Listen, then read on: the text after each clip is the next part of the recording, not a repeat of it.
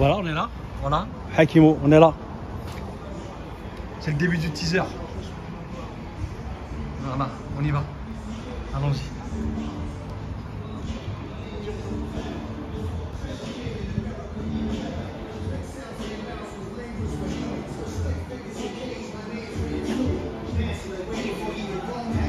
Allez, c'est là, on est arrivé.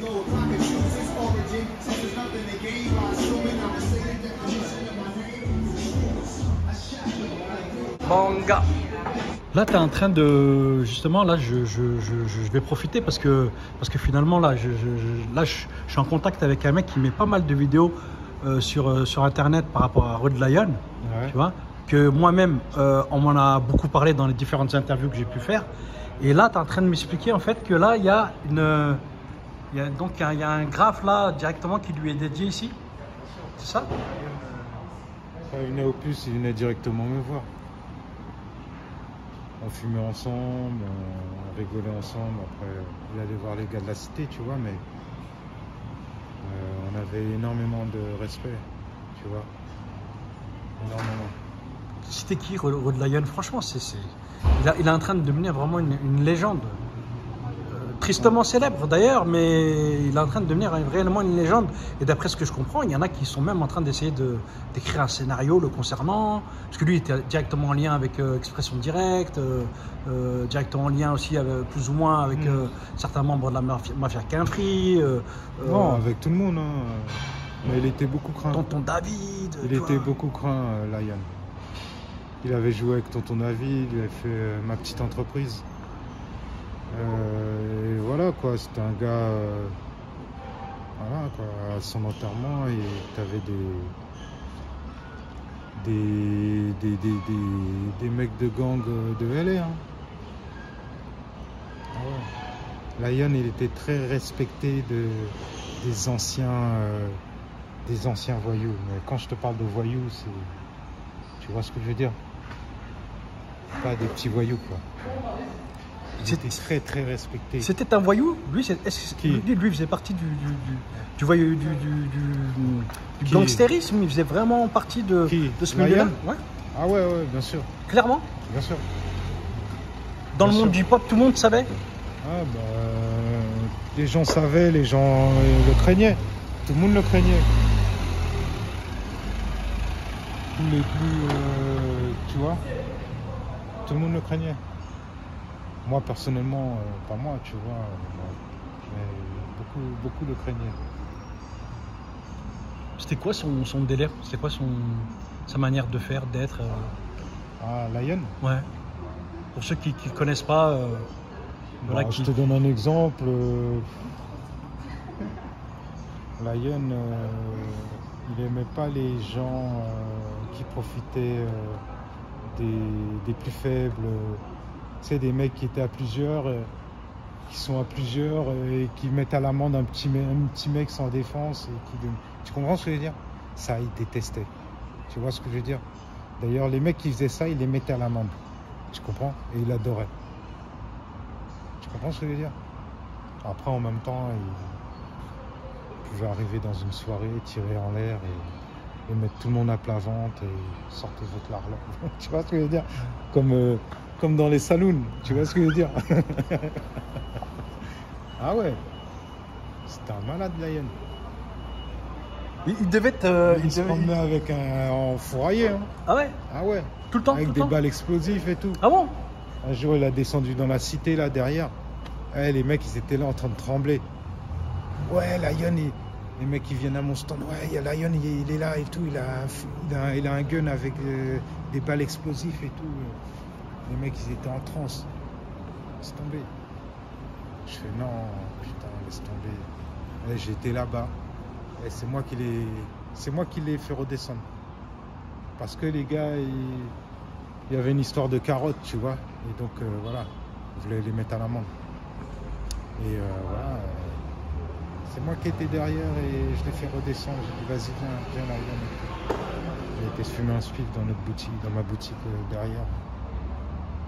Mais sinon... Pourquoi être respecté? Pourquoi être respecté? C'est comme C'est le même truc des gangbangers. Pourquoi Rod Lion, il respectait Banga? Pourquoi? C'est le même truc des gangbangers. Tu vois, c'est le même truc. Tu vois, ils ont une admiration pour les gars qui se sont construits dans la rue, mais sans faire de dinguerie. Tu vois ce que je veux dire? Voilà.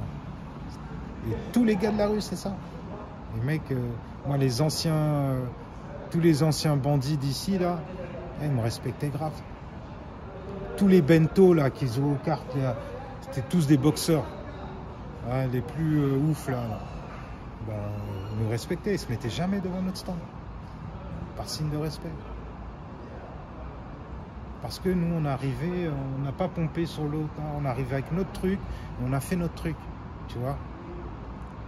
On a fait notre truc, on a innové. Tu vois? Et on ramène du positif dans la rue.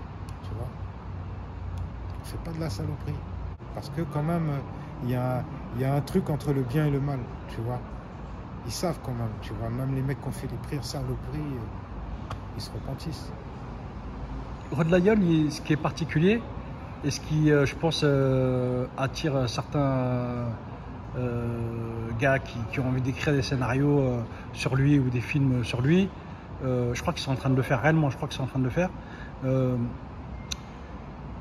Ce qui est particulier, c'est que Rod Lion, il est à la fois une sorte de gangster et en même temps, c'est quelqu'un qui est très, très, très présent dans le milieu du hip-hop, dans le milieu de la musique. C'est quelqu'un qui est très, très sérieux, qui est très, très rigoureux, très méthodique, qui a monté en l'air probablement un des meilleurs groupes français, c'est Expression Directe. Et avec une énergie de fou à l'intérieur. Aujourd'hui, moi je comprends aujourd'hui. Aujourd'hui, quand je te dis aujourd'hui, c'est-à-dire depuis maintenant quelques années, je comprends pourquoi ce groupe-là, il dégageait une énergie qui était un peu pour moi en décalage avec l'image qu'ils pouvaient renvoyer immédiatement d'eux-mêmes en tant qu'individus, chacun dans le groupe. C'est après que j'ai compris. C'était en réalité, c'était lié réellement à Lion. Ah ouais, c'est sûr. Après que j'ai compris ça. D'ailleurs, je dis ça, mais je suis pas sûr de ce que je dis. Peut-être que je dis des conneries. Hein. Il leur mettait la pression. Ouais. Ah ouais. Il leur mettait la pression. C'était quoi comme type de pression? C'était quoi? Exigence. Ouais, exigence. Il était exigeant. Il semblait être très, très. Il blaguait pas quoi. J'ai l'impression que j'ai entendu, je crois que c'est Mokobe que j'ai entendu dans une interview là qui est pas mal, hein, où justement pour terminer juste là-dessus, où justement il explique qu'à un moment donné il est venu au studio, et en gros il est parti faire une affaire rapide, je sais pas où il est parti, il revient. Et quand il revient, les mecs, ils n'ont pas bougé, ils n'ont pas fait le morceau. Ils sont éclatés, ils n'ont pas bossé, ils n'ont pas travaillé. Et en fait, il les a tous mis à l'amende, voire même, je crois qu'il a sorti une meurtre, quoi. Tu vois ouais. Ah ouais, ça m'étonne pas. C'est quoi cette place particulière là de hip-hop, gangster, à un moment donné, une espèce de un pied là et un pied là, tu vois? Ou les deux pieds là à un moment donné et les deux pieds là à un autre moment, je sais pas. J'essaie de comprendre, hein. Parce que comme tu l'as connu personnellement. Comment on peut avoir envie à un moment donné d'être à la fois un gangster et en même temps d'exister en tant qu'artiste, rappeur ou producteur un requin vicieux aussi, hein, tu vois. Donc, tu as vu, il y en a qui aimaient bien mettre à l'amende, c'était leur. Tu vois ce que je veux dire? C'était leur talent. Tu vois ce que je veux dire? Mettre des coups de pression. Tu vois, voilà, c'est tout. Hein.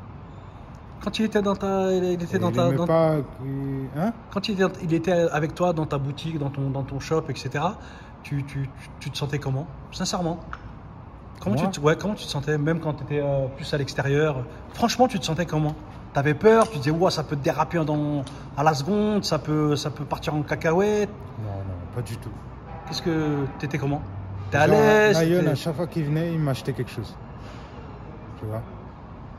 Il m'achetait quelque chose et après on montait, on allait fumer un ouinge ensemble, on buvait un peu et après il allait voir les autres. Mais sinon, on discutait de tout et rien, on refaisait le monde, j'avoue.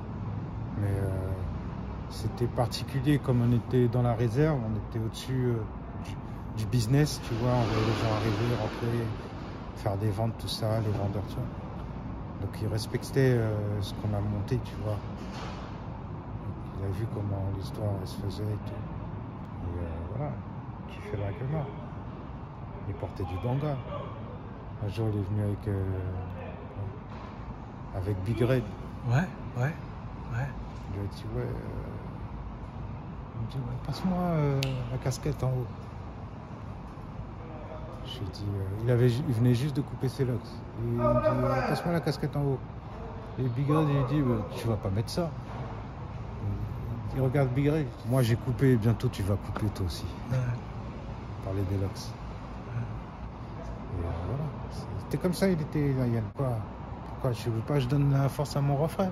T'es un ouf toi, c'est ton refrain, mon refrain, tu veux pas. C'est quoi ton délire? Tu vois, c'est même pas. Il lui a expliqué. Qu'est-ce que ça t'a fait quand t'as su ce qui s'était passé pour la fin tragique de Rod Lion? Qu'est-ce que tu t'es dit?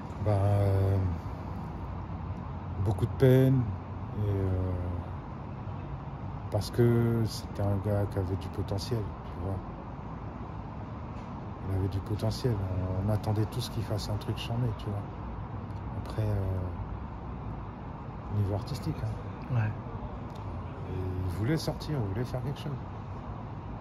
Ou manager, ou faire un truc, monter, tu vois, ghetto Yopon West, tu vois. À la base, c'est faire progresser le ghetto, tu vois. C'est toujours dans un esprit positif, même si il y a eu du mal qui a été fait, il y a eu du, comme on dit, il y a du mal dans le bien, quoi. Mais ouais, c'est plus dans le délire d'un Robin des Bois, quoi, tu vois. Juste pour terminer sur Rod Lion, tu pourrais me dire un dernier mot là? Voilà ce qui te passe par la tête là par rapport à Super Graffiti là, voilà le dernier mot quoi pour finaliser cette petite séquence là que je vais envoyer au poteau là pour la partager pour toi qui l'as bien connu. Lion, paix à son âme, hein, c'est moi c'était mon refrain quoi, tu vois. Donc c'est pour ça bon je fais son graphe en hommage, tu vois, c'était obligé, tu vois. Je vais me mettre une plus grande place, tu vois, à lui. Après, voilà, ça a été fait. Cette photo, c'est CK qui l'avait fait quand il était avec son singe. Là. Ouais. C'est à partir d'une photo de CK que j'ai fait aussi. Ok. CK, voilà. Non, Lion, c'est dommage. C'est dommage qu'il soit parti trop tôt. Et dans ces circonstances aussi, parce que. Ces circonstances. Parce que quand même, il remettait de l'ordre quand même dans les. Tu vois. Tu comprends ce que je veux dire? Parce que les gens ils s'accaparent tellement le hip-hop.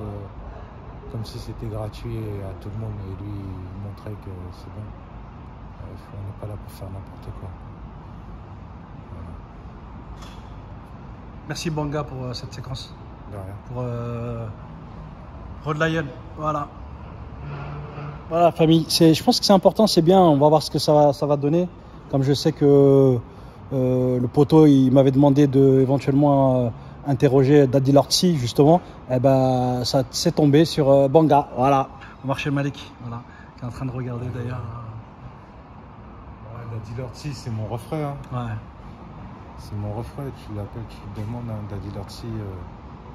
Ouais, j'ai vu qu'il a liké des. On est très très proches. J'ai vu qu'il a liké des trucs qu'on a fait toi et moi, ouais. Voilà. Ses filles, c'est comme mes filles. Tu comprends?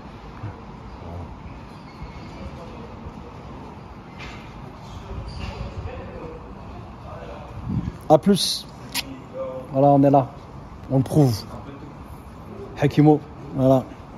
Et Banga. Merci Banga. La classe pour cette petite séquence. Après, on avait oublié